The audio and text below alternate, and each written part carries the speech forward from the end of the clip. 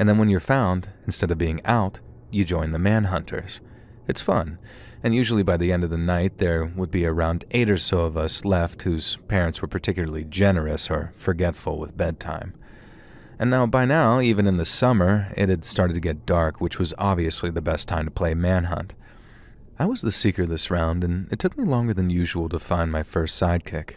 I was kind of known as the manhunt champion in the neighborhood, and that's definitely not a brag because, out of context, it makes me sound like Jeffrey Dahmer. Now anyway, I found the first kid. I forget his name now, but he was acting kind of skittish and weird. And I remember he was one of those kind of larger, muscular guys even in middle school, sort of like a gentle giant. Now certainly someone who didn't get spooked easily. Matthew, I think that was his name, and this Matthew was going on about how he had seen a kid really high up in a tree, and he was kind of worried. I asked which of us it was, and he said he didn't recognize the guy at all. Apparently he looked younger, like an elementary school kid, and I joked that maybe he'd seen a monkey, and Matthew was kind of like, yeah, that's pretty much how he was sitting. And I asked if it was definitely another kid, and he said yes, for sure, because the kid even said hello to him in a sort of quiet voice. Normally in manhunt, the hunters would split up once they'd found someone, but Matthew stuck to my side like a fly on honey, and he was so unusually jumpy. "Is that so-and-so?" he'd ask, pointing to nothing. "Is Carrie hiding over there?" toward an obviously empty bush. Now, I kept watching him, and he kept glancing up at the tree branches, too. This little kid had really spooked him, and I had no idea why a little kid, whether he was up at a tree or not, would bother big old Matthew.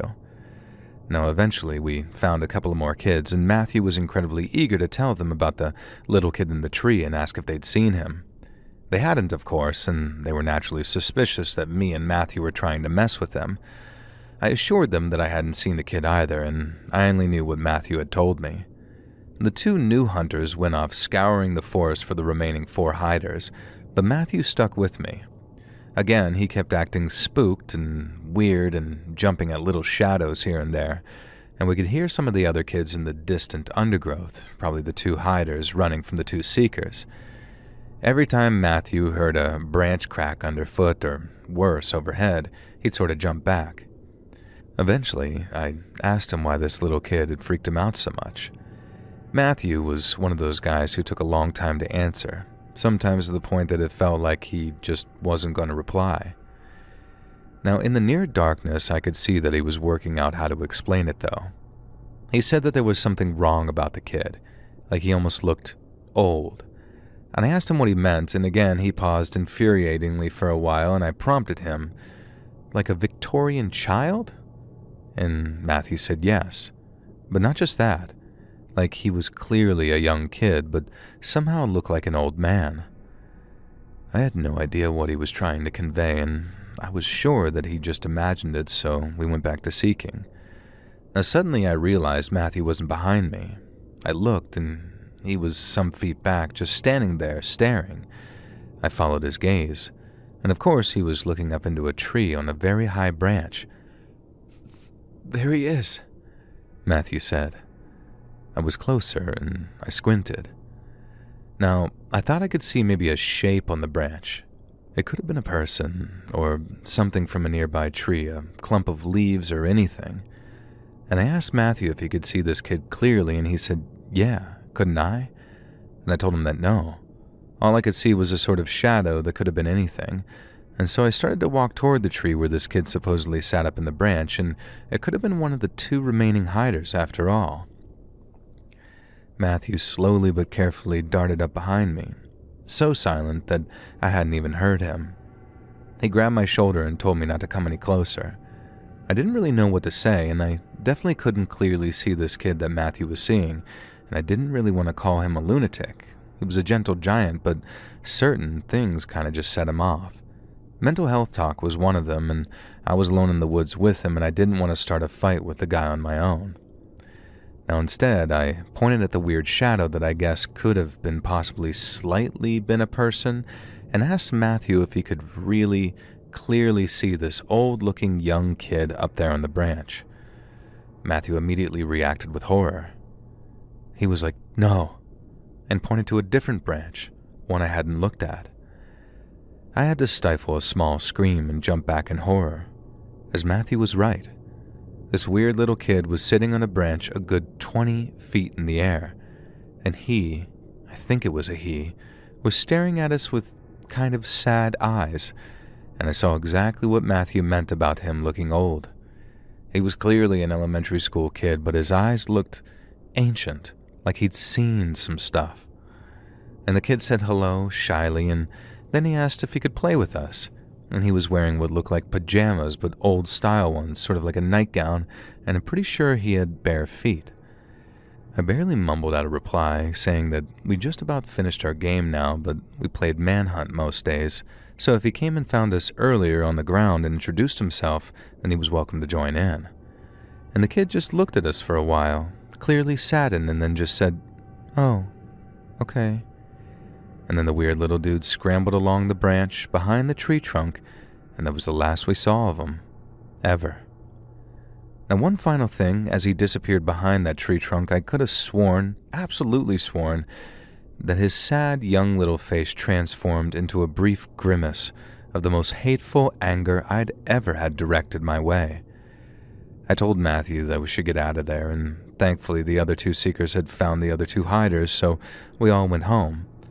None of us mentioned the little kid in the tree again, and we never heard anything about any hauntings in that forest, or dead kids, or kids going missing, and there was no town, urban legend that it could have related to.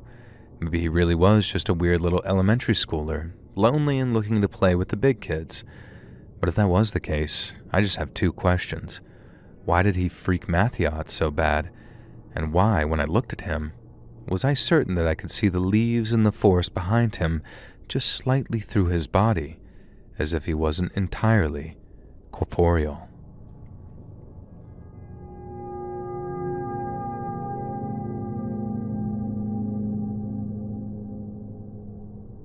Back in 2007, I was a fire investigator for a large paid fire department. We had a 4-alarm fire at a group of 6 large buildings that were built in the early 1900s. Heavy timber and brick construction, with each being 7 to 9 stories tall. For years, the floors were cleaned with an oil-based chemical, so these buildings were essentially one big matchstick, and the fire came in at around 2 in the morning. The fire was stopped after it destroyed 3 of the 6 buildings, and later in the afternoon, we, the investigators, were having a meeting on site when a captain from one of the engines came up to us and said that when he was looking for a fire extension in the 4th building, he heard, as he described, several blood-curdling screams coming from what he thought was the basement area. He said the water was too deep, and with limited lighting he was unable to do a complete search of the area. And by the next day, we knew the water would have drained out of the building, so I volunteered to go check it out, me, myself, and a big flashlight. I entered from street level, which was actually the 3rd floor with a sub-basement, and then the basement itself, so 5 floors to go down. Where the light from my flashlight was not focused on, it was a total blacked-out environment. I couldn't see my hand right in front of my own face. No sound other than my breathing and the creaking and popping of the old wooden stairwell that I was climbing down. Firefighting is a pitch-black job for the most part, so I wasn't freaking out about the lack of lighting. When I reached the sub-basement level, I heard a distinct male voice say, "Stop. Don't go any further." It came from further down the stairs. No, it wasn't demonic sounding. It was just a male's deep voice, maybe a little gruff. I hesitated, thinking my mind was actually playing tricks on me, and I shone my flashlight down the steps, but the floors were roughly 20 feet apart, so I couldn't really see the next landing, and there was a landing at each floor's fire door and another halfway between. I was between the sub-basement landing and the next halfway landing when this happened, so technically I should have been able to see at least the outline of the next landing, but my flashlight's glow was just eaten up by the darkness. I remember I took 2 more steps down, and then my heart skipped a beat, or probably beats, because in a more forceful and louder voice it said, "Stop." It wasn't some quick stop, it was sort of drawn out, a very matter-of-fact stop. And that did it for me. I turned around and started making my way back up to the level I came in on. Now, I'll be the first to say that I was finally scared and doing a little full-body shaking because I couldn't go fast because I had to visualize each and every step with my flashlight's glow. I finally made it back into the beautiful sunshine and told my chief that it was just too dark to adequately do a search. I wasn't about to tell him about the voice. He probably would have told me that I was nuts. Now, later that week, we had to have that building demolished, and once the debris was removed down to the basement level, we ran a cadaver dog over the area and it hit on nothing. And then, just to say that we covered all the bases, we then had a forensic team come in and go through that area, and they found nothing. Now, I'm not sure how you would classify this type of occurrence, but I'll go to my grave knowing what I heard.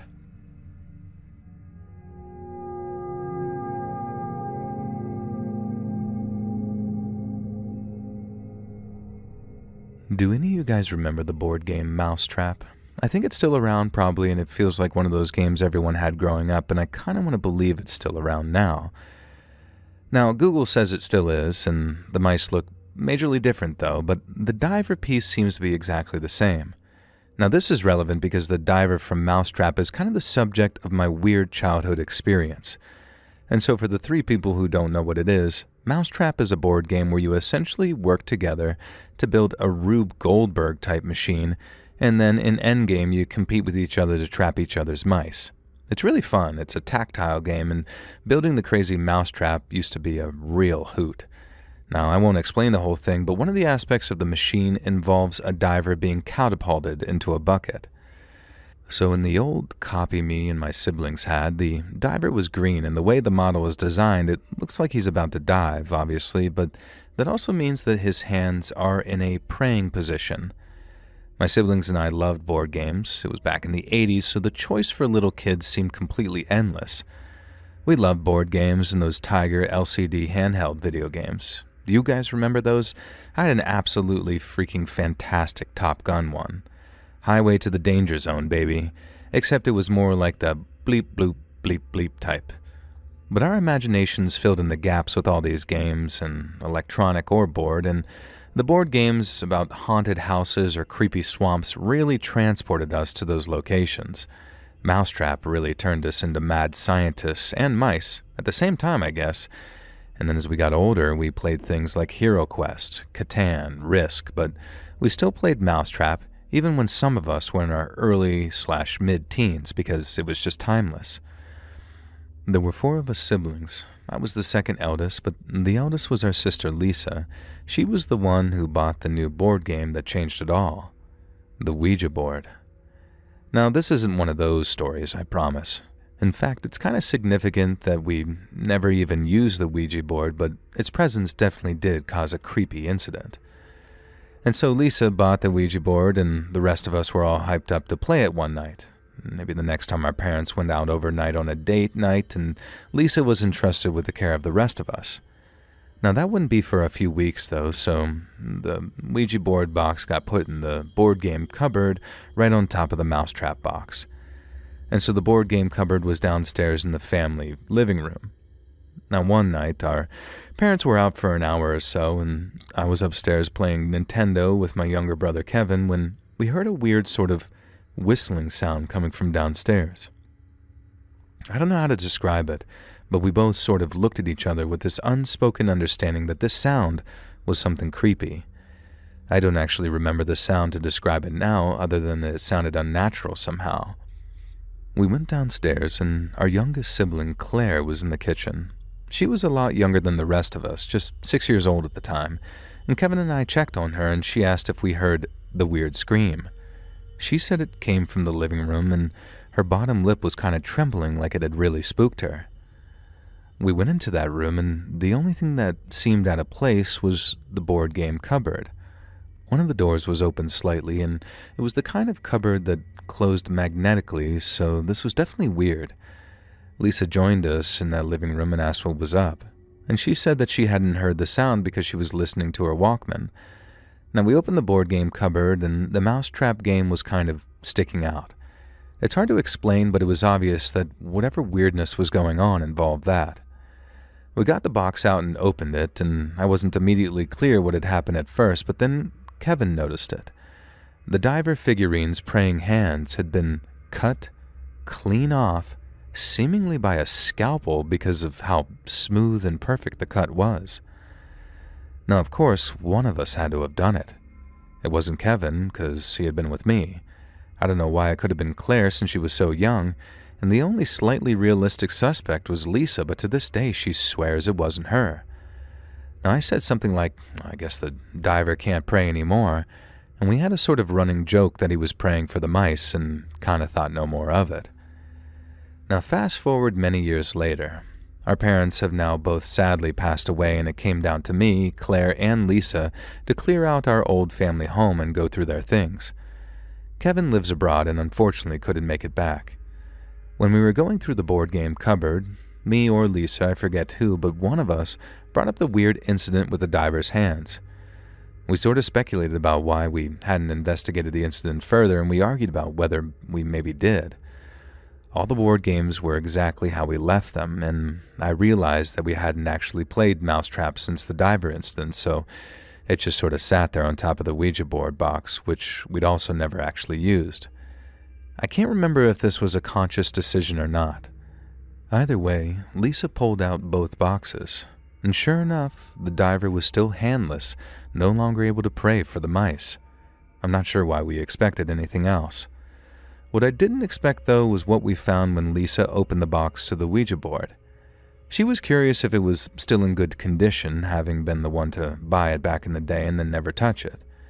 The usual components were there: the board, the planchette, a pencil and a notepad paper so players could write down the messages from the beyond. But also sitting in the box was a single piece of green plastic. 2 hands, cast in the position of praying. Clearly the hands had been sliced from the Mousetrap diver, just sitting there in the Ouija board box as far as I knew, and we had never opened or let alone played it. There's still the possibility that Lisa did this as a sort of prank, or that Claire did it for some bizarre childhood reason. Both of them swear on God's name that they don't remember setting up this prank, though, and we kind of moved on from it too quickly, in my opinion. If it had been a prank, one of us would have tried harder to freak the others out, and it was only now that we were freaked out, though. That strange sound that we heard that day, the diver's praying hands being severed, and the hands being clearly placed in the Ouija board's box. Our father, who'd passed away most recently and whose death had led us to clearing out the house, had died on that property, and we all agreed to dispose of the Ouija board and the Mousetrap box, no matter whether it was a prank or supernatural, just in case some bad juju caused any harm to Dad's spirit in the afterlife. Maybe this doesn't seem scary to some, but to me, there is no explanation for why the diver's praying hands were cut off and why we didn't investigate further. My theory is that some dark presence lingered in the house and would have been unleashed if we'd played around with that Ouija board. Now, I think the whole series of events stopped us from doing so and maybe prevented my family from getting truly haunted. In many ways, that's reassuring, but it makes me wonder what kind of force could have been so dark and threatening that another supernatural force would step in and warn us in whatever weird way it was able. Claire had the idea to burn sage in the house, and we did so after ensuring that that Mousetrap and the Ouija board had been carted away by the garbage men. We didn't tell Kevin about the incident. He was the skeptic among us, and he would have laughed at us.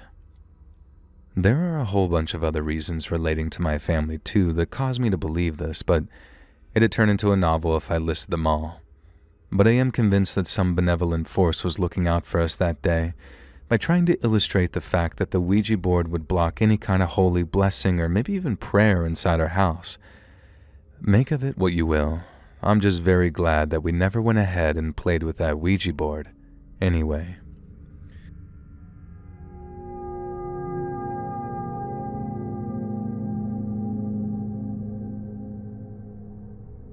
Now, I never posted anything on here before, but I'm at a loss for words this morning. Now, let me start this out by saying my son does not watch graphic television shows, nothing violent, and he's a dinosaur-loving kid and mostly watching Land Before Time and the occasional Jurassic Park or Jurassic World movies with me and my fiancé, who's a 31-year-old male. Now, we recently just bought our house, about 2 months ago now, and I started to notice little things, but nothing that was sounding any sort of warning bells. I've lived in haunted houses before, so I just went on with my day and essentially ignored it until one night at around 11:30, I heard whistling. Now, I live in the Appalachians, so whistling at night is a big no-no in my house, so I call out to my fiancé and tell him to stop whistling in the house. He'll invite weird spirits in. He comes into our bedroom and I said to him, "Why the hell are you whistling at night?" And he goes pale and says, "I'm not whistling." And I'm thinking he's messing with me, so I just say, "Yeah, okay," and go to bed. Now, the next morning I'm in the shower and he comes in and says, "Be honest with me. Were you pranking me last night?" And I, of course, tell him everything that happened and assure him that I was not pranking him. He is a skeptic and always has been, and he again goes pale and just says, "Okay," and drops it. Nothing happened for about 2 weeks until 3 nights ago I was on a phone call with my cousin and heard a loud crash. My fiancé works night shift, so I immediately go into protector mode and assume someone was breaking in. That's how loud it was. I'm still on the phone with my cousin and she is witnessing everything that's happening. I call out asking if anyone is there. Now, I know, I'd be the first one killed in a horror movie, but if someone is in my house, I wanted them to know that I was coming and not afraid, even though I clearly was. I get to the bottom of the stairs and at first I see nothing, so I'm starting to feel less on edge until I walk out into my kitchen. I notice a candle, one of those 3-wick ones that you can buy at Walmart, halfway across the room. I look at the entry table where I had it sitting, and a painting I also keep there was knocked over. So my first thought was, okay, the house was settling and it just knocked the candle over, no big deal. I picked everything up and set it back where I had it, though I thought it was strange that it mysteriously fell over, especially since I have a 4-year-old who runs all over the house all the time and the vibration from that hasn't knocked it off. And so I decided that I'd test to see what it would take to make it fall. I'm running, jumping, doing everything I can to try and get it to fall the way it did, and it's not budging. I even hit the table and it still didn't fall. And so of course I'm a little spooked but decided to just go to bed. Last night, as I'm falling asleep, I heard loud banging coming from downstairs. Of course, my fiancé is working again, so I have to go down and check it out for myself. I go down and get a very unsettling feeling. All of the hairs on my body are standing up, and I feel like I'm being watched. I don't know what came over me, but I just said out loud, "I don't care that you're here, but please stop doing the things when I'm home alone, okay?" And then turned to walk up the stairs. Now, you know that feeling where you have to run up the stairs because it feels like something's chasing you? That's the feeling I get. I turn around and say it's enough and that I will not be scared in my own home and walk to my bedroom. I continue to hear things during the night and my cat is very on edge. She's acting as if she was guarding my bedroom door. Now, about an hour later, at around 1 a.m., my son wakes up and asks if I will turn a movie on for him so he can fall back asleep, and so I do. Instead, I hear him mumbling in his room as if he's talking to somebody. Now, this is not abnormal for him, as he has a very big imagination and loves playing and coming up with his own worlds, creating stories for them as he goes. Now, about an hour ago, he's sitting with me and looks at me with a straight face and says, "Mommy, my ghost brother says I have to kill you, but I would never do that because I love you so much." Now I'm completely in shock and say to him, "What did you just say?" And he repeated it. And I then prodded, asking for more information. And he's been going through this phase where he's been more defiant, but again, he's 4, so I don't think anything of it.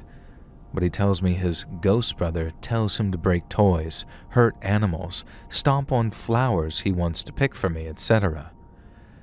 Now, my son is very kind and very empathetic, and him saying all of this to me is very out of character for him. He's the child who won't kill a bug because what if they have a family and they miss them? That kind of little boy, so I'm in complete shock. I'm not sure if this is a made-up fantasy for him or if I should actually be concerned. And I come from a long line of people sensitive to the paranormal, so Experiences are something I'm very familiar with, but not to this caliber. And I'm also worried for my son's safety and well-being, especially if it's something I cannot see to protect him from. If anyone has any advice, please tell me.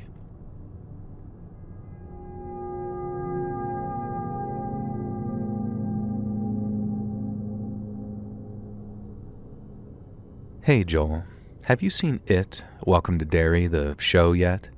At the time of writing, I think there are 3 episodes out and it's really good, but it reminded me of a majorly creepy story that happened to me back in the early 2000s.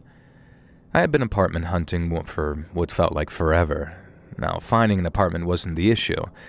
The issue was Gizmo, my 3-year-old black cat, and I could not for the life of me find an apartment that would let me bring a pet cat.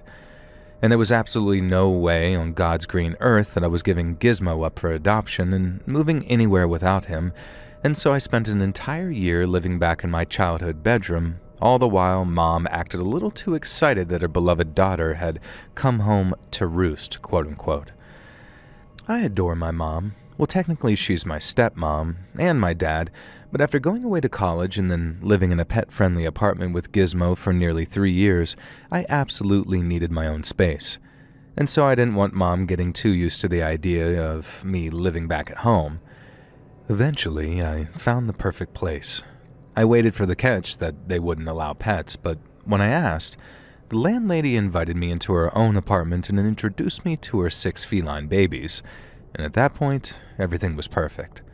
I moved in as soon as possible and I didn't have too many belongings, and I think the most delicate item I owned was Gizmo's huge climbing tree that I bought for him, and I oversaw the moving guys handling that with more care than I did my own damn television or couch. Man, I spoiled that cat. But he deserved it, though. Rest in peace, Gizmo, you were the best of them, and he lived to the ripe old age of 18 and passed away peacefully, but our years together were absolutely wonderful. And then there was this one incident, though. In my bedroom in my apartment was an air vent grate for the air conditioner or something, and there was a very formal sticker on the grate saying that it was not to be covered up or have anything placed in front of it. So as a good little tenant who didn't want to be booted back home again, I left that ugly vent visible. Now, this was only a problem because Gizmo was obsessed with it. That cat would sit in front of that vent for hours and hours at a time. Occasionally he'd let out a little mew or gently swipe at it, but mostly he'd just stare. I was beginning to feel a little bit neglected by my pet, and he was more interested in the damn vent than he was in me. Still, as you know, that's cats for you, and then I realized maybe this meant that there was a mouse or a less palatable rodent that he could just actually smell in that vent. Now, I contacted the landlady, who was very understanding and, as a cat owner, trusted Gizmo's judgment implicitly, and so she called an exterminator to check out the vents for any evidence of rodent activity. Nothing. Not a thing. Completely flawless. Best-kept ventilation system the guy had ever seen, apparently. And so, whatever. My cat was obsessed with the air vent, but he'd get over it. Now, I was sort of right. Gizmo spent less time staring at the vent and more time allowing me to pet him and playing on his climbing tree. And did I mention how ridiculously expensive that climbing tree was? Well, it was, so I was relieved when he finally started playing on it again. Occasionally, I'd still catch him staring at the vent, though, and I'll admit, knowing it wasn't rodents or anything did kind of freak me out a little. Nothing too bad, though, until that one night. I woke up in the middle of the night. Everything was pitch black, but I could hear voices and music coming faintly from the next room, the living room. Now, pretty obviously, the TV was turned on. I didn't remember leaving it on when I went to bed, as I had a glass of wine or two, but I wasn't exactly drunk. I stood up to walk into the next room, and on instinct, really, I glanced at the vent to see if Gizmo was sitting there staring at it, and he was not. But for a split second, I swear on every expensive piece of technology I have that I saw 2 red, glowing dots peering out of that vent. Now, I shifted slightly and they were gone. A reflection on the metal from the LED on some devices, maybe. Probably. But of course, they look like eyes. Red eyes glowing from the goddamn floor vent. And so I went into the other room. Gizmo was lying on the couch, awkwardly smushed against the remote control, and had clearly somehow managed to turn the TV on by sleeping on the remote. I looked at the screen. The 90s It movie was playing. You know the one, the Tim Curry one. And at that exact moment, it was the scene where Pennywise is looking out the sewer calling Georgie over, trying to lure him in. And at one point in that whole sequence, you can see Pennywise's eyes glowing from a floor-level pitch-black gap. Immediately, my mind shot back to that vent. I got chills in places I didn't even know existed, and I turned into the living room light and my bedroom light and then switched the channel to an episode of Frasier. No late-night horror movies for me, I thought.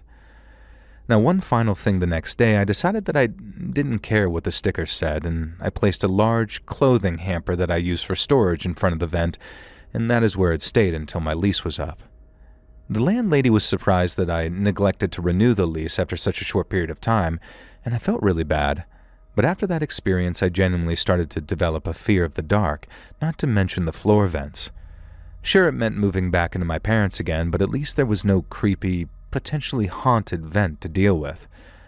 Now, I'm sure I'm an idiot, and I threw away the best apartment rental of my life because I saw a trick of the light. But one thing I learned in my subsequent years with Gizmo is this: always trust your animal's instincts.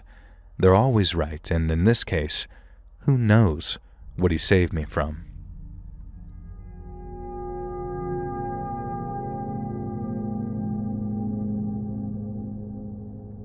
This story happened to my parents when they were in their early 20s. Mom recounted this story to me, and she is absolutely not one for making things up or embellishing them. And even despite the experience I'm about to describe, she doesn't really believe in the paranormal. And when I ask her to explain it, she just goes quiet, and I feel bad about pressing her on it. And so here's what happened.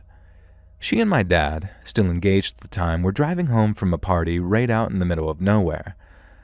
We live in a countryside town, so there are a lot of properties just out in the sticks, accessible only via winding forest roads, none of which have any real lighting or safety measures, especially back then. Now, Dad was a bit of a gearhead back in the day, proper into his cars, and he would have been into motorbikes too, but Mom had always forbidden him from getting into that. Now anyway, Dad would take any opportunity he could to put the pedal to the metal and put whatever junker car he'd gotten his hands on lately to the test. And they might not have been expensive, beautiful sports cars or anything like that, but he just loved the act of driving. And back then, the idea of speed cameras was barely a thing, and certainly not on the winding country roads. So Dad's kind of barreling down these fairly wide, decently maintained yet remote roads. There are some long straights and some hairpin bends, and I've since been on the road that they were talking about, and there's a thick forest leading downward on one side and a mountainous hill on the other. They would have been on the mountainside, with Mom as the passenger closest to the mountain. Now remember, we drive on the left here with a steering wheel on the right, so she was basically riding blind. Dad was being a bit of a lad and showing off, speeding a bit. And then suddenly Mom got this feeling, like this very dark, intense feeling in her chest, and as calmly but firmly as she could, she told Dad to drop his speed almost to nothing. Now, for whatever reason, he took her seriously pretty much immediately. Mom said that there was something blocking the road around the curve of the mountain. Dad asked how she knew because she couldn't possibly see that part of the road. She said it was about 5 minutes ahead and that she just had this vision of spikes in the road. And so Dad started to drive along this huge curve at around 30 miles per hour until they got to a point where they could see that Mom was right. There very much was something in the road. It was a stag. A huge, majestic stag just standing there in the center of the left side of the road, staring straight forward. If they had hit that stag at the speed that they were going, it would have almost certainly killed both of them and the stag. To this day, Mom cannot or will not explain how she had this sort of premonition. She says nothing like that has ever happened again, but from the way she says it, I'm not sure I believe her. What I do believe her about is this, though. Dad swears blind it happened too, and when I was younger, when they first told me the story, they took me out to the road where it happened, and I felt this chill exactly around the spot that the stag would have been. I don't know how to explain it, but it was like a sort of ghostly feeling that I could sense related to my parents, almost like this is where they would have died, and you wouldn't have existed. Now, this is one of those stories that I genuinely don't care if people believe or not. Even though I wasn't there personally, it happened, and to me, it makes me wonder how many other messages and warnings we get throughout our lives that we instinctively act upon without even realizing it. Now, I'm not going to start a theological or quantum physics debate about what any of this could mean, but I do know one thing. I'm glad that my dad's the kind of person who can be bossed around by my mom, because that day, if he hadn't immediately obeyed her there, the events that followed would mean I wouldn't have been born.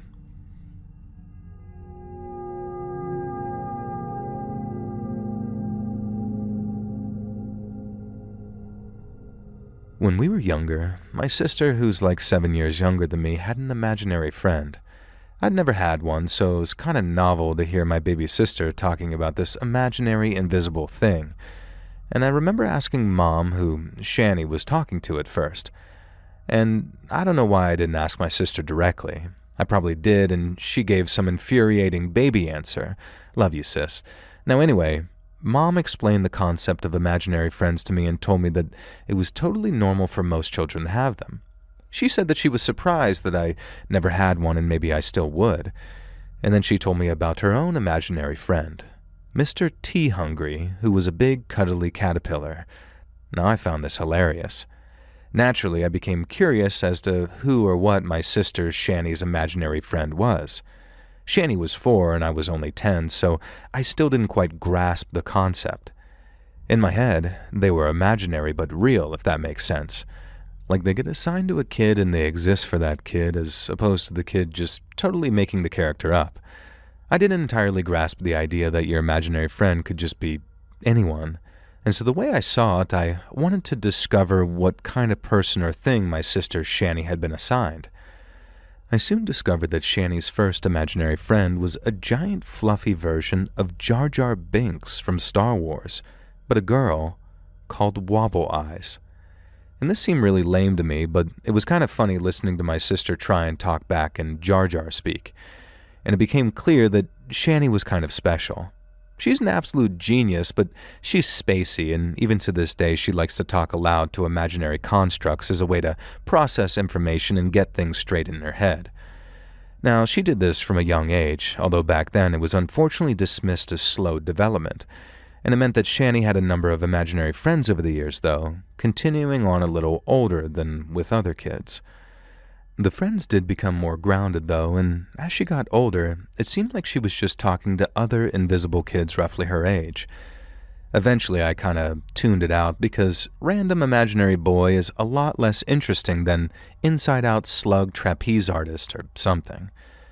Now, I was 16, just starting junior year. Shani was 9. She still had an imaginary friend, though, and like I said, I'd learned to tune them out, but one day, I overheard a one-sided conversation through the adjoining vents between our rooms that I just couldn't ignore. Now, she was asking an imaginary friend how she died, and I realized the answer was a car accident. And as they spoke for longer, it became clear from what Shani was saying that she apparently knew about this car accident and remembered it upsetting the town, quote-unquote, and upsetting Millie, that's me. Here's the thing. I did have a friend who died in a car accident when I was in freshman year, and obviously it upset me. But it also upset the town because this friend, her name was Greta, was only 14 and she was out joyriding with a couple of senior boys, all of whom were drunk.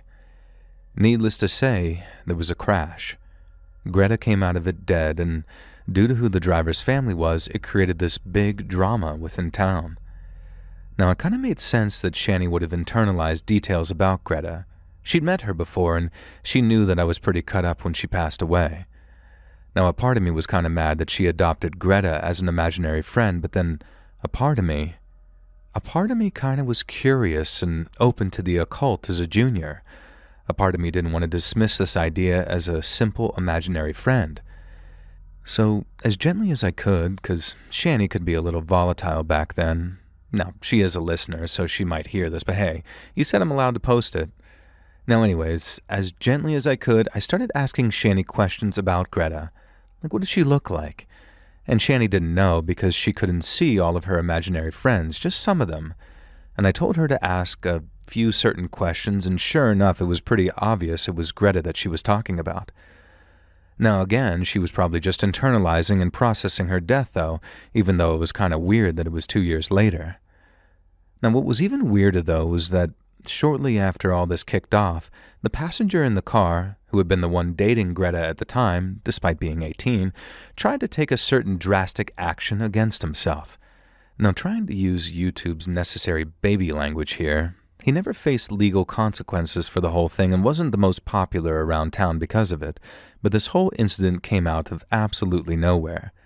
It kind of spooked me but also intrigued me, and a few of us tried a couple of different seances a few times to contact Greta ourselves. Nothing happened, of course, though. However, I did keep seeing a shadow in the corner of my eye, and it became more and more persistent and was starting to freak me out.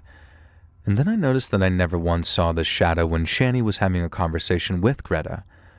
If Shani was playing or not, or talking to another imaginary friend though, then I constantly found myself looking over my shoulder or sensing a presence behind me. One night I woke up to grab a drink, and I paused in the middle of my room because I was so 100% certain that someone was standing behind me with their hand just about to touch my shoulder. I was genuinely too scared to move for almost an entire minute, and then the feeling went away, and I felt safe to move again. When I got back to my room, I felt this weird, cold exhaustion, and I spoke aloud and just said, "Greta, I miss you. I'll never forget you, and I don't judge you." And that's the last thing I remember before falling asleep. Now, the next day, Shani knocked on my bedroom door. Now, she told me shyly that she'd been asked to tell me that Greta had gone home now, and then she turned away and ran. Now, I followed her, but she ran right outside to go play with her friends, and I didn't want to look like a weirdo, being the aloof emo kid who tries to hang out with 9-year-olds. I don't need to tell you that the shadows and the feelings of being watched, the strange sensations, they went away after that. And to this day, I have no idea if I was just processing my grief late and that somehow manifested in Shani or vice versa or what.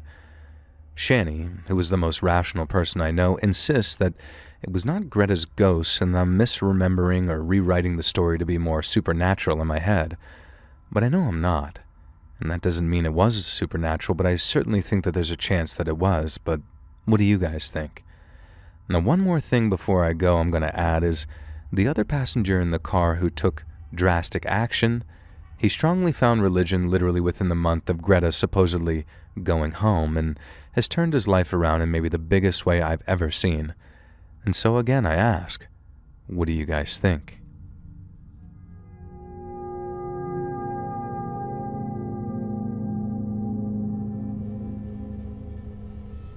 This is one of those stories that I'm incredibly frustrated that I didn't pay more attention to when it happened. I was a tiny little kid, and if I'd been just a bit older, I could have an entire scrapbook about this damn occurrence. Now, I could probably sell the movie rights and throw a few lines in there and end up with something like the Amityville Horror or The Conjuring 2, although I'm pretty sure the events of The Conjuring 2, the Enfield Council House, were directly proven to be a scam, and they conveniently left that out of the movie. Now, I don't think mine's a scam, but I'm also not sure I believe it, even though it happened to me, and that's what makes it weird, I guess. So all the memories of this came flooding back when I was at work one day.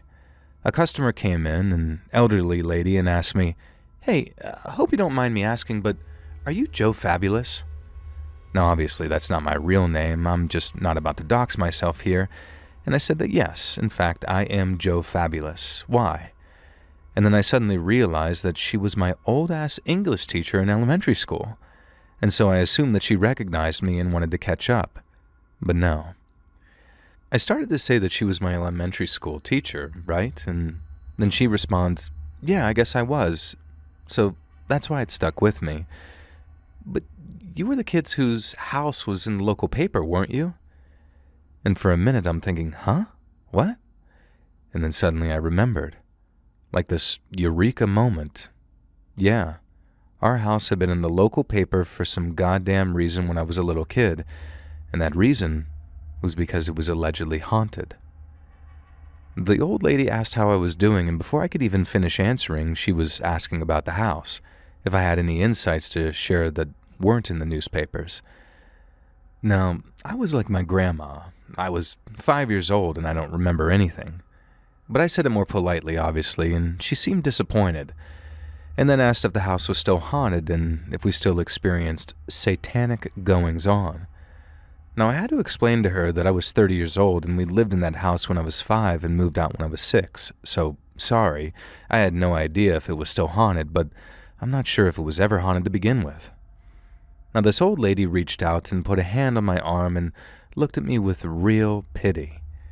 She told me that I was too young to remember, but the house was definitely haunted because it had been in the paper, and that if I was still in touch with my mom, I should ask her about it because maybe I wasn't doing enough to protect myself, spiritually now. Now, this all went well over my head, so I tried to just politely get rid of this clearly crazy old lady as quick as possible. But she had been correct about our old house being weirdly in the newspaper when I was a little kid because it was supposedly haunted, and I figured it was one of those things where local papers were still looking for the next Amityville house or Enfield poltergeist, and so anyone could go to the papers and say their chairs had been moved around or whatever. And maybe that's what my mom had done, although that didn't really seem like her. And so the next time I saw my mom, I asked her about it, and she reminded me of the whole weird affair. Now, back then, it was me, my 2 older sisters, and one of my younger sisters, and the last one hadn't been born yet, and according to Mom, we all started noticing obvious ghost activity around the house. We'd come home from an evening out, and some of the pictures had been hung upside down. A crucifix kept falling off the wall. My youngest sister, who was prone to extreme imagination, I gotta be honest, claimed that she saw a black girl crouching on top of her wardrobe. Now, Mom was quick to explain that apparently this meant that the girl was covered in soot or smoke or something and not just some random black chick crawling around our house. And so my mom, who's a rational, no-nonsense woman, somehow managed to get persuaded by one of her friends to call in a local priest who did ghost cleansing, for a fee, of course. Now, he agreed to bring his team at a discount in if we allowed the local press to come as well.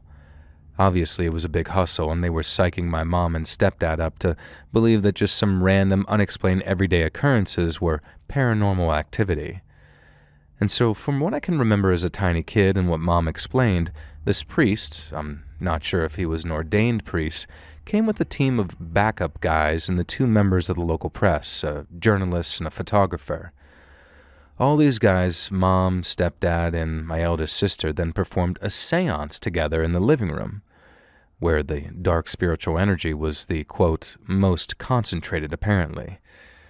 Now, after that, the priest declared that he had cleansed the house, and the local paper got a feel-good, "we have exorcised the demons" story out of it, including a photograph with a weird smear over Mom's head that was definitely a ghost photo according to the paper. And apparently this is the newspaper article that my old elementary school teacher remembered so thoroughly all those years later. So, it was just a scam? I said to my mom, expecting her to laugh it off and admit that, yeah, we'd been dragged into the hysteria surrounding haunted houses back then. But her face took a very dark turn, and she asked if I really didn't remember the rest. I said no, and she told me that after the seance and the newspaper article, that's when things actually got bad. Pictures would not only be found upside down, but with their glass cracked.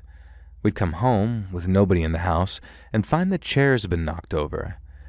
And there were all these things that you couldn't conclusively prove as paranormal activity. We lived near a railway, so maybe that was like causing all this random destruction, I'm not sure. But that didn't explain the nightmares my sister started having, though. And that didn't explain the night when my youngest sister woke my mom and stepdad up to tell them that we shouldn't have invited the paper men into the house because we've made people angry. And it didn't explain the dream my mom had when she was pregnant with my final sister, in which she gave birth to a demon. Now, we moved out of that house and never spoke of it again. Mom did her best to avoid bringing it up with the kids, and our stepdad at the time was 2 stepdads ago, so who knows what he's up to now. And he wasn't the nicest man, so if anyone was a conduit for dark paranormal energy, it was him. He wasn't the father of our youngest sister, and he'd already left by then. And even though we spent a while living in a couple of ratty-ass broken-down apartments before we found somewhere nicer that matched the haunted house in quality, Mom says that she does not regret getting us out of there. Me, I remember none of it, and as far as I'm concerned, someone tried to set my family up as a cash cow for a Conjuring-style movie. But my mom and older sisters seemed to get pretty angry with me when I suggested this. Now, they tell me I should just take things of this nature more seriously. And maybe they're right. Maybe haunted houses do exist, and they're just not the ones that get movies made about them, and they're not the ones with embellished details. They're just inhabited by beings that are quietly, patiently evil, waiting for the right family to move in with whom they can have their fun.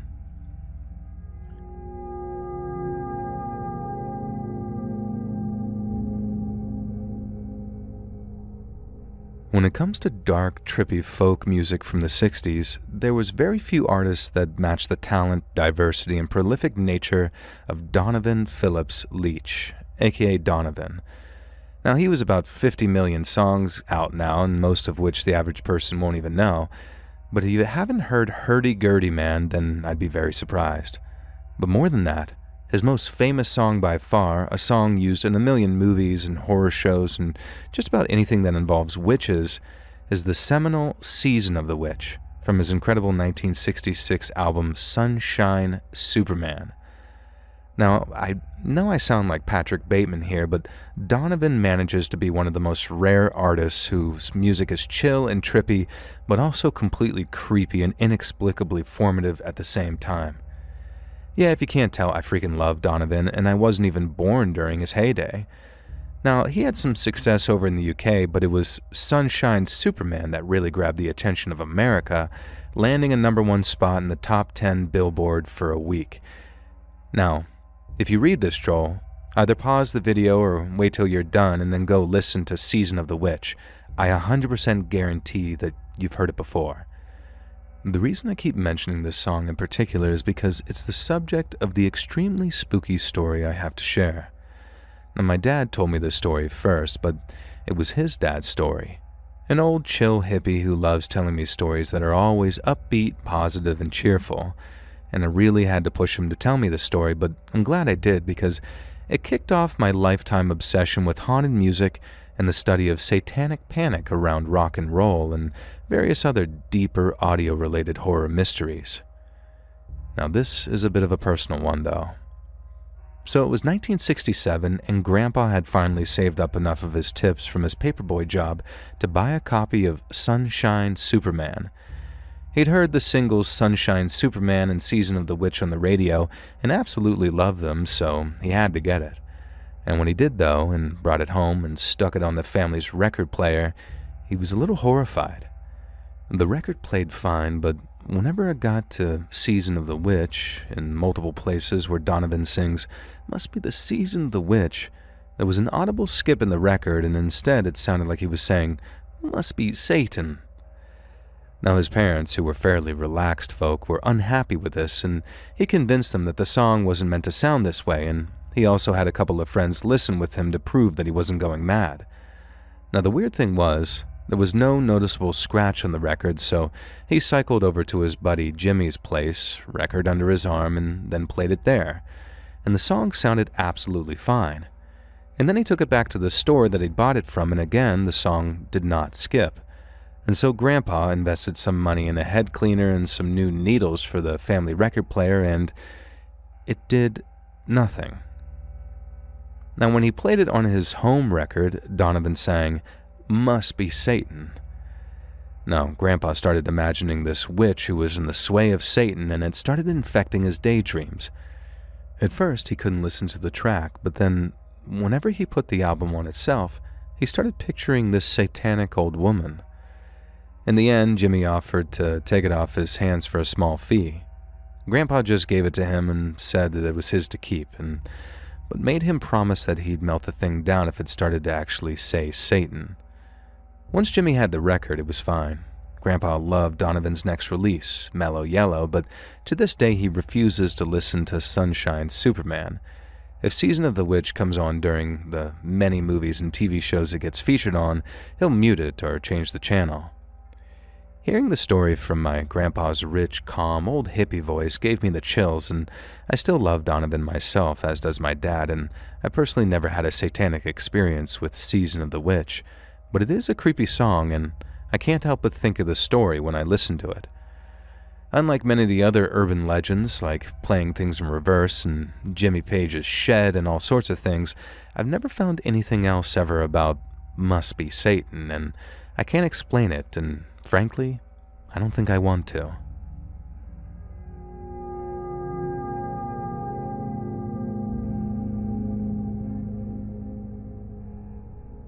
Big fan of the channel, and I've been listening for what seems like forever, and I got a bit of a weird, creepy story for you. Now, I know you don't run paranormal stories very often, but I'm almost 99% sure that this is a paranormal story, so it's up to you if you run it or not, and I'd love it if you did. So I was a really little kid when this happened. My parents were going through a pretty nasty divorce, although I didn't know this at the time, obviously, and all I knew is that Mommy and Daddy had a lot of things going on, and that they would always both love me, even if they didn't love each other in the same way anymore. In reality, they were engaged in an absolutely grueling court case with all sorts of nastiness, but we won't get into all of that. Anyway, as far as I was concerned, this meant that I got to stay at Nona and Grandpa's house for the summer, which I loved. The house was old, creepy, and filled with dark corners and strange decorations. Now, there were at least 2 grandfather clocks and portraits of people I like to make up stories about, and there were rooms that were locked and rooms that I was told not to go into. There was an attic that I was allowed into, but I was too afraid to even head up there until I got a bit older. There was a library filled with books that made me think Nona and Grandpa must be geniuses, and there was stuffed birds and a deer's head on one wall. And in short, it was the absolute perfect house for creepy, weird little kid like me. And not that I was creepy and weird in a bad way. I was just into horror comics, Goosebumps, and horror toys and all that kind of stuff. You get it. I was a spooky little boy, and so I loved going to Nona and Grandpa's house. The house was big, so my room was right on the other side of the house from Nona and Grandpa's, and there was a bathroom a couple of rooms down from mine, and I think the room in between was a closet of some kind, and that's where I'd go if I needed a drink in the night. And that one night, I needed a drink really bad and also needed to pee really bad, and the nightmare combination when you really don't want to get out of your warm bed on a cold night. Now, eventually I braved it and stepped out into the corridor, and I was surprised to see a figure further down the hallway, because Nona and Grandpa rarely came around this part of the house, and certainly not at 2 in the morning. Assuming it was one of them, I called out, and the figure turned. He was dressed in some kind of military garb, like a soldier's, but for some reason it was entirely white. His face was also incredibly pale, and so was his hair, and I wasn't dumb enough to fail to realize that I was looking at a ghost. Now, assuming that I was still in bed and this was a dream, I decided to play along. I asked the ghost who he was as he strode towards me. Now, he looked to be in his late 20s and had a very stern, angry look. He certainly had no intention of talking to me, and instead, he screamed at me that he was my grandpa from before, and that children shouldn't be wandering around the halls, especially late at night, and to get back to bed immediately or I'd get the belt. Dream or not, I ran straight back to my room. I'm not ashamed to admit that I pulled a chair over and stood on it and pissed in the sink. And the water from this sink wasn't drinking water, so I never did get my drink, and suddenly I was overcome with this crazy fatigue, so I dragged myself back to bed, and the next thing I knew, it was mid-morning. Now, that was a pretty messed up dream, I told myself. I had no grandpa from before, obviously, and I'd learned a long time ago that nobody wants to hear about your goddamn dreams. Seriously, if you ever want to bore someone, tell them about a dream that you had in detail. And therefore, I never mentioned the incident to anyone and continued to have a great summer until eventually I had to go home to discover my parents now hated each other and my life was upended. And it was possible that I might not be allowed to stay with my dad. And the whole thing was a mess that I don't want to go into, but it somewhat sorted itself out eventually. Now, I'm glad that I was still able to have a relationship with my father because it was when he was an older man that I found out a very chilling truth. Apparently, Grandpa wasn't actually his biological dad. My father was the youngest of the three siblings, so he'd only been a couple of months old when his biological dad died, and he never really knew him. But my dad, my uncle, and my aunt were all actually adopted by my grandpa, who passed by then, and they never spoke of their biological father. According to my dad, my bio-grandpa died in some conflict while serving in the army, and due to the kind of abusive, unpleasant man he'd been, Nona moved on really quick. Some say that maybe Grandpa may have been on the scene before Grandpa number 1 passed, but who knows. Dad told me that he had a few photos of Grandpa number 1 that he managed to salvage, photos of him in his military gear and whatever conflict he'd served in, Desert Storm or something like that, and he asked if I wanted to see them. Now I thought back to the figure that I'd seen that night, the one that I dismissed as a dream. I thought about how he said that he was my grandpa from before, and how much he sounded like this horrible man who'd been my own dad's biological father. Maybe it was a mistake, but I told Dad that I didn't want to see the photos, that I was quite happy continuing to see Grandpa number 2 as my grandfather, and that seeing the photos might diminish his memory, and I think my dad was relieved. In truth, the idea that the man in the photos might look identical to the figure I supposedly dreamed about that night was just too much to take. What would you have done? Would you have satisfied your curiosity? Or would you have been content to continue convincing yourself that it was just a dream, and spectral Grandpa number 1 was just that, an imaginary specter?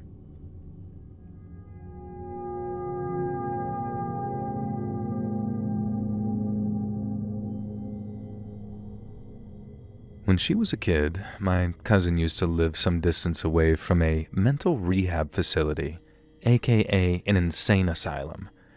There was a building much closer to her house that had been condemned for as long as I could remember and had always been locked up. Rumor had it that there was this ward that used to house the most dangerous patients, and it got closed down when they built houses around there, and I have no idea if this was true or not, honestly. Now anyways, when I was a teenager and my cousin was a bit younger, whoever owned the mental hospital overall decided that they were finally going to knock down this one building, which was a huge distance from the hospital itself. And this meant construction workers would be moving in soon, and so we decided this was our last chance to actually go and explore the outside of this 3-story building, and it was kind of the size of 3 houses and post-Victorian if I had to guess. And so we headed over there with my cousin Jessica's 2 dogs, Floss and Billy. Now they weren't purebred or big tough animals or anything like that, but they were pretty brave dogs. They accompanied us to the side of the building, and that's when we discovered that, for the first time ever, the padlock closing this supposed insane asylum had been left unlocked. Now naturally, we took the padlock off and opened the side door.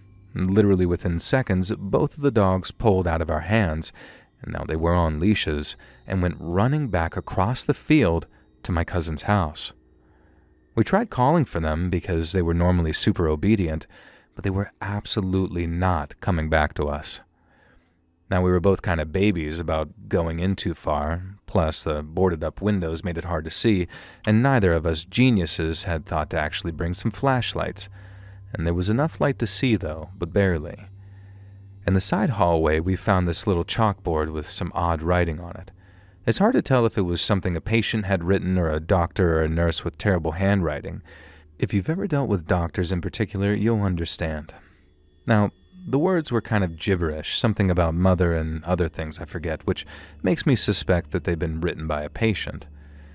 My cousin claimed that she heard a noise coming down the end of the hallway, and we looked and there was nothing, just a completely empty area.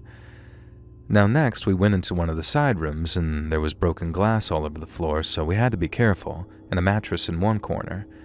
I have no idea why these things were still there when, as far as I knew, the building had been closed for well over a decade. My cousin didn't want to stay in the side room for long because this one was almost pitch dark and with barely any sunlight coming through the boards that covered up the window, and so she went out into the corridor and immediately called me to come look. I joined her and saw what she was pointing to. One of those plastic chairs, the kind you use in schools or hospitals for therapy sessions, was now sitting far down the corridor in what seemed to be the foyer of the building. 100% the chair had not been there before we'd gone into the room, and I would swear on it.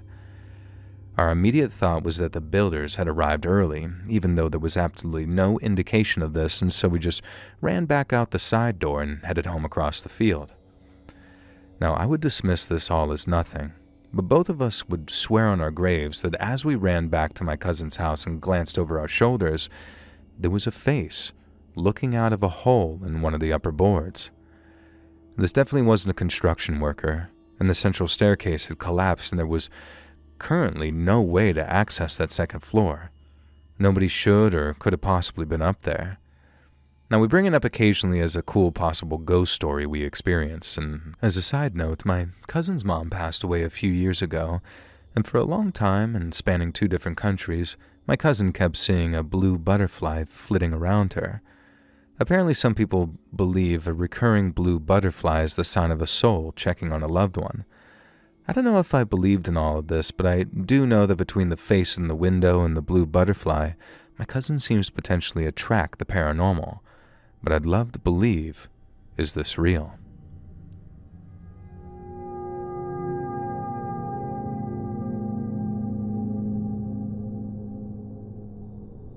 So, I'm just a normal guy living in the Pacific Northwest.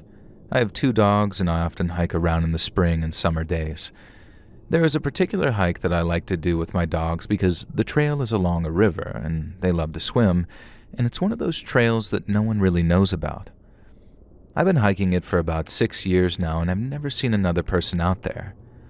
One of my dogs is reactive, so having a place where I never have to worry about running into another person or dog is perfect for me. April of last year, I loaded my dogs up and drove us to the trailhead. We got out and started hiking around. About 2 miles in, I come across a tree that someone had used red rope and large nails to tie up what I think is a cow's tongue. Just nailed it to a tree. The tongue itself was tied tightly or bound with rope, and then they used big nails to nail it to a tree. There were 2 of them on one tree, and next to the tree in the river water, there was large, again assuming cow, bones just scattered. And the dogs definitely started to act different. They seemed very uneasy. I looked around a bit to see if anyone was out there or if there was someone who was maybe homeless and had found camp there. But there was nothing around and no signs of someone camping, no trash, no tent or fire. And my dogs kept tucking their tails in and would stop and look out as if something was near, but I couldn't see anything, and so I decided to turn back. Once we were fairly far away from that tree, the dogs started to loosen up again, and that night I couldn't stop thinking about it. A, it was all just very weird, and B, I had never once seen anyone out that way. It was one of those hikes where there's this bit of a hike to the trailhead, and then the trailhead doesn't look like a trailhead really, and the hike itself isn't very easy. It's rocky and wet, and it's worth it once you get about 3.5 miles in and you get a nice flat beach all to yourself. Now, I kept thinking about it every night for about a week, and then I decided to go back. I packed up my dogs, got ready for the hike, and when I got back, I couldn't find it. But not just the tongues, but the tree itself. I couldn't even find the tree where they were, and I was looking all over. The tree had a somewhat unique lean to it, but I couldn't find it, and I felt around in the trees looking for the nail holes, but nothing. Now, I tried to look up what this could be online, and all I could find was maybe witchcraft or satanic spells. And in short, it seemed like some kind of ritual to keep spirits or people quiet. I'm not sure if this story exactly fits here at the sub, but I'm just so curious to know if anyone is familiar about this. I did attach some pictures that you can see now.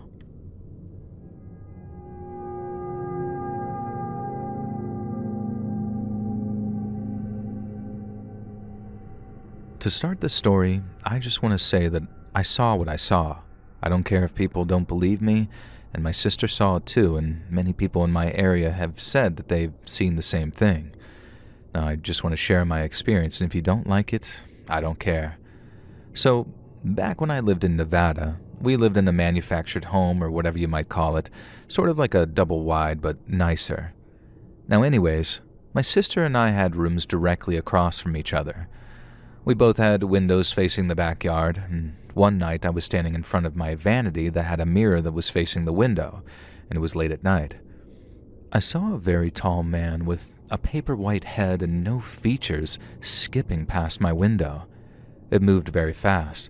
I was only able to catch a brief glimpse, but for long enough that I could recognize these features. It was very skinny, tall, and dressed in all black, maybe a suit.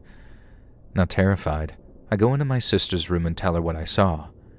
Now she says, "Oh God, that's scary," basically, and we go back to our rooms. And then my sister comes to my room wide-eyed and breathless and told me that she just saw the same thing. And then I saw it skip past my window one more time. My dad taught me from a young age, if that's all they do, they're weak. Don't let them put fear into you. Now, he would scream at things when I was a child like he was angry, but I don't let that stuff get to me. And also, the earth keeps spinning, I guess, so I just let it go.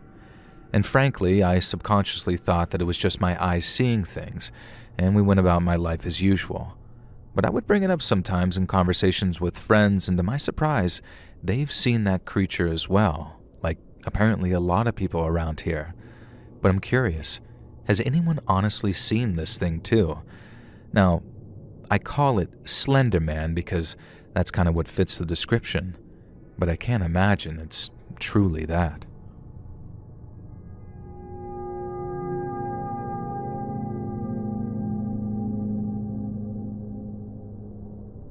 Even though I never saw anything paranormal in the direct way many people claim to, like clearly seeing, hearing, or feeling things, this specific experience left a mark on me nonetheless. I'll keep it brief because I don't want my post to get taken down, and when I was little, my bedroom was in a somewhat isolated part of the house. Right next to it, there was a smaller room, the laundry room, that didn't have a door. The darkness coming from there was terrifying, and to be honest, I've always been a bit of a fearful person, but I couldn't call myself a coward. Now that day, I was just watching Adventure Time on one of those old-school box-shaped TVs, not like the ones we have now. And I remember I was watching the episode with the Lemonhead guy, Lemon Grab, I think. And eventually, I decided to turn off the TV, which would be a normal thing for anyone else. But that night would trigger a trauma that stays with me to this day. As soon as I turned off the TV and laid down, I hadn't even had my eyes closed for 2 minutes when a woman's face appeared right in front of me. It scared me so bad that I snapped my eyes open and jumped out of bed immediately. I ran out of the room and luckily ran into my dad in the hallway. I told him I wanted to sleep with him, and the rest of the night went by normally and nothing like that ever happened again. Now the face was, from what I remember, white and completely expressionless. Everything around it was pitch black, and it was as if this pale face just emerged from the void. However, it only happened while my eyes were closed, and to this day, more than 8 years later, I cannot sleep without some kind of light or background noise. Now what I do is set a sleep timer on my television, and it stays on for a few minutes while I drift off and then shuts down automatically. I know it sounds crazy or hard to believe, but that's how it happened. I never had another experience like it, and by the way, in that house, my dad supposedly felt his bed being moved.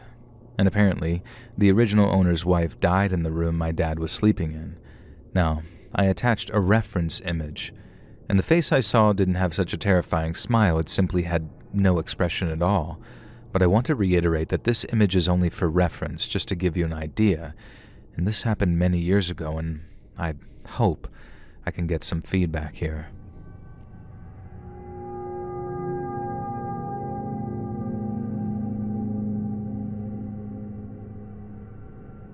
So this just happened a couple of hours ago, and I'm pretty freaking shook, not gonna lie. So I bartend at a dive bar in a pretty terrible part of San Francisco, Soma for those of you who know.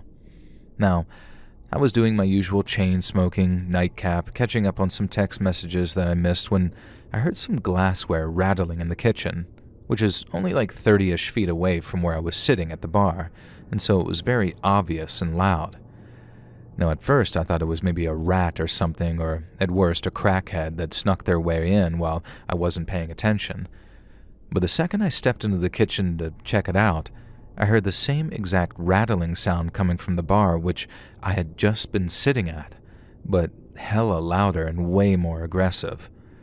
So I pulled my knife out, still thinking it was some homeless guy or a crackhead or something, but the exact second I walked back into the bar area, I got hit with this huge wave of goosebumps. The temperature dropped. I was shivering. All of my hairs were standing up, and I had this feeling that you get when you know somebody is watching you. No, there was nobody in the building except me. I quadruple checked every square inch of the place, and it's not like a huge bar, it's actually quite small. Now, once that happened, I just knew that we are not alone out here.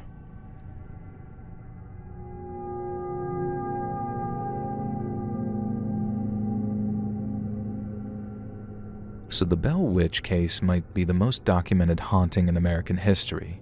A future president got involved and left terrified. So in 1817, the Bell family in Tennessee started experiencing things they couldn't explain. Knocking sounds on the walls, bed covers being pulled off at night, and a faint voice that got louder over time. The voice could quote scripture, sing hymns, and eventually started addressing family members by name. It hated John Bell specifically. It said it would kill him.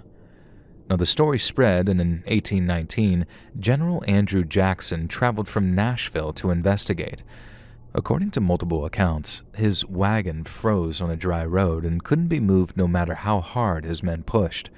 Jackson reportedly said, "By the eternal boys, this must be the witch." Now, a voice from the woods replied, "All right, General, let the wagon move on. I will see you tonight." Now, his men were so shaken after one night that they left the next day. Jackson is quoted as saying that he'd rather face the entire British Army than spend another night with the Bell Witch.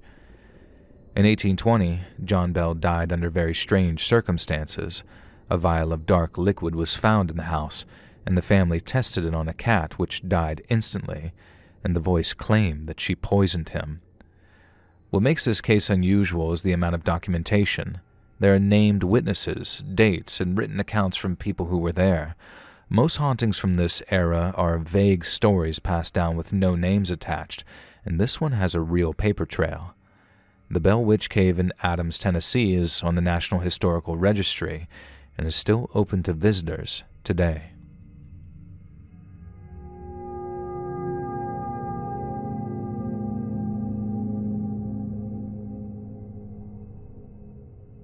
I was just minding my business, rewatching Game of Thrones, loving life, and I heard a weird noise. I looked around and realized that it was coming from my phone. I picked it up and held it to my ear, and I heard what sounded like labored breathing and footsteps in snow. Now, at first, I thought something was just playing in the background. I looked through all my open apps, and there was nothing that would be playing sound, and I force-closed all the apps, and the sound persisted. Another weird thing about it was that my volume was in the middle. I turned it up and turned it down, and there was no change. Just a low breathing and these snowy footsteps. It didn't sound like a loop either, and the breathing was pretty inconsistent. I restarted my phone, and the sound went away. Like 5 minutes later, I got that feeling in my mouth like I was going to puke, and I did. Violently. And then I felt fine. It just came out of nowhere. I don't ever just throw up for no reason, so in my head I'm connecting to whatever was going on with my phone. I don't know if this is related, and I kind of brushed it off until now, but the other night I was walking my dog, and I was getting closer to my house, and I heard footsteps behind me. I instinctually turned around to see who it was, but no one was there, and my dog also turned around and looked alert. Now I'm just kind of weirded out right now. Maybe there is a logical explanation for everything, but I can't seem to think of a good one.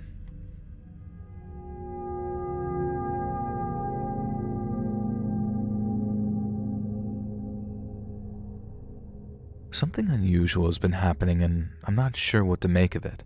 Maybe someone here can offer some explanations. And to give you the full picture, we used to live in the city, but we got tired of the noise and the prices, so we moved out of Brooklyn a little over 2 years ago and into a quiet little area about 2 hours from the city, bordering alongside Pennsylvania. Now, we're not very familiar with rural life, so it's still a bit new to us. My house sits on the edge of the woods, and we don't have neighbors on that side, just trees stretching for miles and miles. Now, in winter, I move my workspace to the living room by the wood stove, sitting next to a large window that looks out over the terrace and the forest. Now, I keep the blinds closed to hold in the heat. 2 nights ago, I was working on my spicy horror story when I suddenly heard what felt like a loud bang, like something heavy had fallen. I thought it came from the basement, but it could also be outside, so I ignored it. A little later, the bang repeated, and this time louder and closer.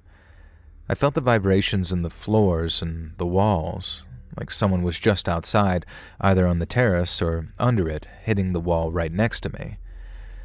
Now, I got scared and decided not to open the blinds and instead just go to bed. But as I was getting under the blanket, not even a minute later, the bang happened again, just as loud and just as close as the second time. Someone or something was right outside our house. I woke up my partner, told him what happened, and asked him to go check with me. We checked the terrace, but there was no one, and the rest of the night was quiet.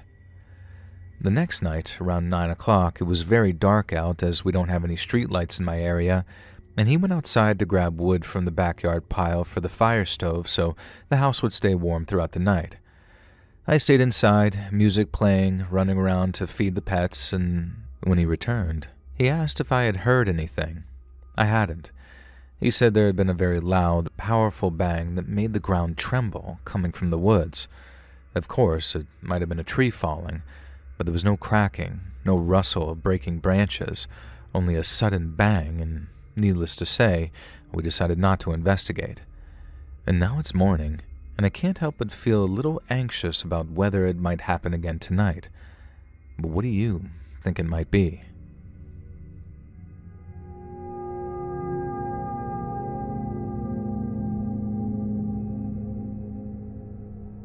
So a little background info before the actual paranormal speculation.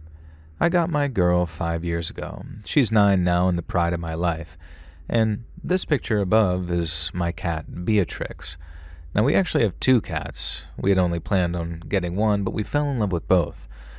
When adopting Beatrix, we were told a bit about her past, and she has a history of seizures and certain allergies, but has been returned 4 times, each time within a month. We speculate that it's probably due to her seizures, but she has them very infrequently and they're not that difficult to deal with. Now, with the actual speculation, right after we got her, she immediately started roaming the house. She's a very curious kitty and we love her for that, and the layout of my house is as such. We have 2 floors, the basement is relatively unused, but we keep the cat's litter boxes and food down there. In the upstairs, we have a large space with the kitchen, dining room, and the living room. Attached to the dining room is a large sliding glass door that leads out onto a back porch, and then we have a long hallway with a few rooms attached. The bathroom, my mom's office, and then a spare room. The interesting thing about that spare room is that I used to sleep in it. From ages 0 to 10, that was my bedroom, but I suffered from extreme night terrors, and I could never get a good night's rest in that room, so I moved into a different room, and the nightmares stopped immediately. Now back to my cat.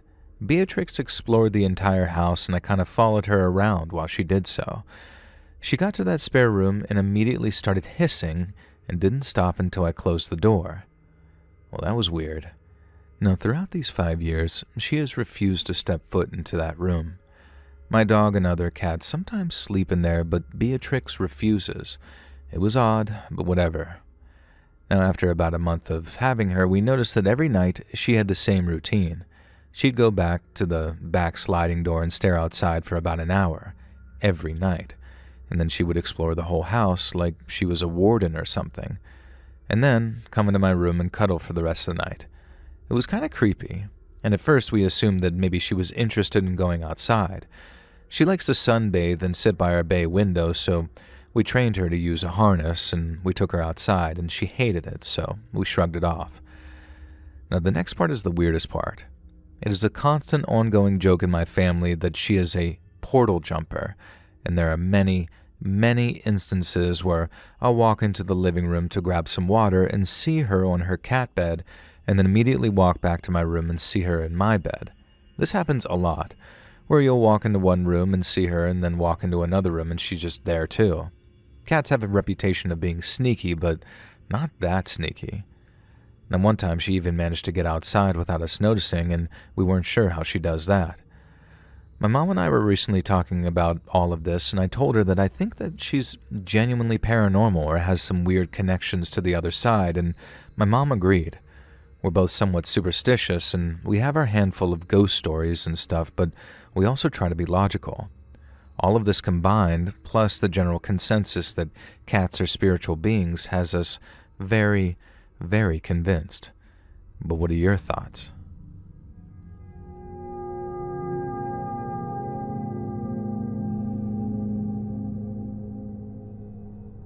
The day that I become 100% a believer in the paranormal was when I went to the mall with my mother and sister. My mom stayed behind looking at some makeup in Macy's, and so my sister and I decided to head to Claire's, and as we were passing by a lounge area with tables and sofas, I got this feeling of being watched. I turned my head and locked eyes with the girl who I assumed was with a family at the lounge area because she was resting her arm on one of the ladies sitting on the couch. But the more I stared at the girl, the more creepy details I saw. She was pale and grinning with her mouth closed. She wore a white dress and her hair hung over the sides of her face, almost like The Grudge. She never blinked and just sort of stared at me. I finally stopped and turned to my sister to tell her if she sees that girl staring at me, and she goes, "What girl?" I pointed toward the couch where she had been, and now she was gone. I looked all around, and she was completely gone. The lady she had her hand on seemed to not even notice her missing, as if she never was even there. And the story is completely true, and that's why I believe in the paranormal.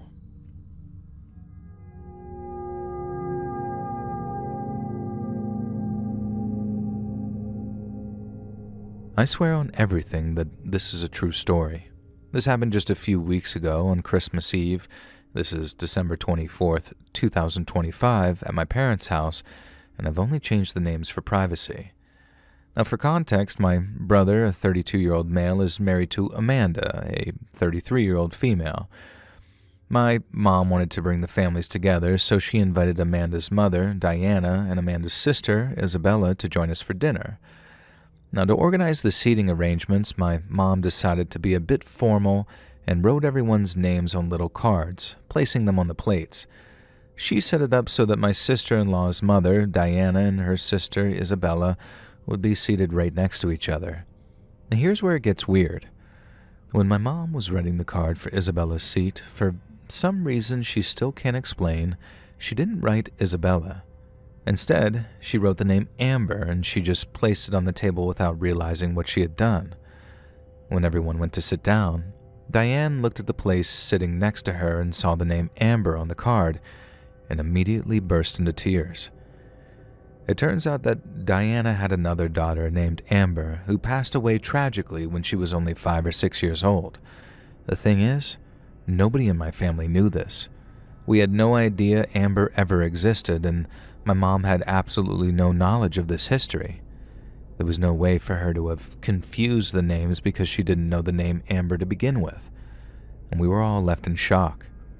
Since there is no logical explanation for how my mom pulled that name out of thin air, we can't help but feel it was a sign, maybe a little nudge from a spirit to let her mom know that she was with us that night. Has anyone else ever experienced something like this?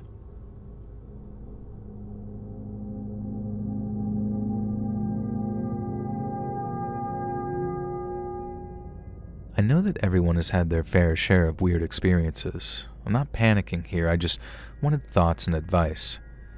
I don't think I'm the chosen one or that I was abducted or something, just mildly concerned and interested. Now that said, I lost quite a bit of time last Monday. Now in the image you can see that I messaged my mom telling her that I was at Walmart waiting for her grocery pickup at 9 minutes past 4. Now, I know I didn't wait more than 3 minutes because I was listening to the same song when the guy came out.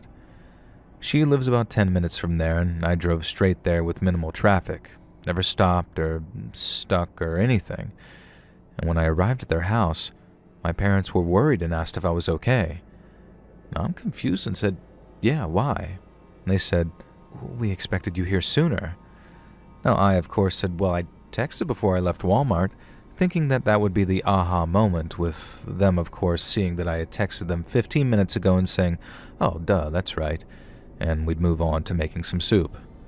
Now, instead, Dad replies saying, "Yeah, that was an hour ago." Now, still thinking that I'd price him wrong, I checked my watch, and to my surprise, it was 4:57. I was surprised. Figured that I must have left Walmart later than I expected, so I checked our texts and saw the timestamp. Now, somehow I left Walmart at 10 after 4, and then 47 minutes later, I finished my 10-minute drive to their house. Again, I'm not panicked here. I didn't see little green men or demons or anything like that, but I don't know what happened. Now, what would you do? Should I be worried that I may or may not have lost time? Hey friends, thanks for listening. Click that notification bell to be alerted of all future narrations. I release new videos every Monday and Thursday at 9 p.m. Eastern Time. Be sure to check out the videos right when they come out, as it really helps the channel. And there are super fun live streams every Sunday and Wednesday night. I'd love to see you there. And if you got a story, be sure to submit them over at my email, letsreadsubmissions@gmail.com, and you might even hear your story featured on the next video.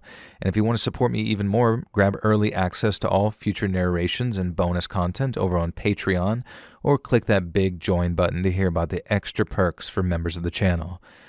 And check out the Let's Read podcast, where you can hear all of these stories and big compilations, located anywhere you listen to podcasts.